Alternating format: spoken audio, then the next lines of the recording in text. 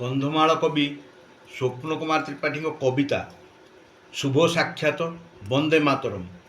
Good morning ତ୍ୟଜ ବନ୍ଧୁଗଣ, ବନ୍ଦେ ମାତରମ୍ ବୋଲ। ଜୀବନର ମାନ ନିତ୍ୟ ବଢ଼ିଯିବ ଭାବ ପ୍ରଯତ୍ନର ମେଳ। ନିତ୍ୟ ଧରିତ୍ରୀ ଜ୍ଞାନର ସମ୍ଭବ, ସନ୍ତାନେ ବାହିଲେ ମୂଲ। ଅଗ୍ରଣୀ ସାଜିଲେ ପ୍ରତି କ୍ଷେତ୍ରରେ ଏ ଜୀବନ ମହାମୂଲ୍ୟ। ସଭ୍ୟତାପଣର ମୋକ୍ଷତନ୍ତ୍ରକୁ ବାହିଲେ ଜ୍ଞାନସୂତ୍ରରେ। ଶିକ୍ଷାର ମାନ ଅୟୁତ ସ୍ୱପନ ସମ୍ପଦ ଏ ଧରିତ୍ରୀରେ। ଭାରତ ଦର୍ଶନ ଭାବରଶ୍ମି ତୀର୍ଥ ଜ୍ଞାନର ଅଭିମନ୍ତ୍ର। ସ୍ୱରଗଟାପରା ଏଇ ଧରିତ୍ରୀଟା ମାନବତା ଚକ୍ଷୁଧାର। ଜୀବନ ଯାପନ କଲ୍ୟାଣ ସୂତ୍ରେ ବାହେ ପିତାମାତା ଧର୍ମ। ଗୁରୁମନ୍ତ୍ରରେ ଆତ୍ମ ଅଭିଧାନ ଜ୍ୟୋତି ଚକ୍ଷୁ ସନ୍ନିଧାନ। ଏଇ ଦେଶର ମୁନି ଋଷିଗଣ ଭଗବତ୍ ଅଭିଧାନ।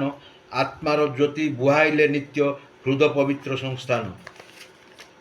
ପ୍ରେମ ଦରିଆରେ ଡୋଳେ ଭାରତ ଧରିତ୍ରୀ ମୋହନ। ଏ ଧରିତ୍ରୀ ମୋହନ ଜ୍ଞାନର ତର୍ଜମା ସଭା ସମିତିରେ ଜୀବନ ଲଭେ କଲ୍ୟାଣ।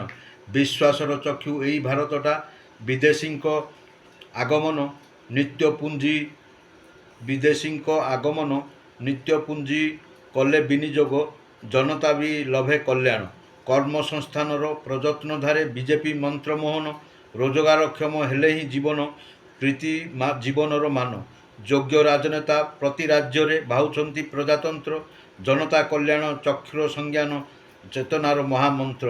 କବିତା ପିରତି କବିର ରଚନା ନିତ୍ୟ ବାହି ହୁଏ ମୂଲ୍ୟ। ସତ୍ୟ ରଚନାରେ ଆତ୍ମ ପ୍ରଯତ୍ନରେ ରଚନାରେ ସାଫଲ୍ୟ। କନ୍ଧମାଳ କବି ଚକ୍ଷୁ ସବୁଜ ଆତ୍ମ ପ୍ରଯତ୍ନଶୀଳ। ସନ୍ତାନେ ପଢ଼ିବେ କବିତା ରଚନା ବାହିବେ ଜୀବନ ମୂଲ୍ୟ। ଧନ୍ୟବାଦ।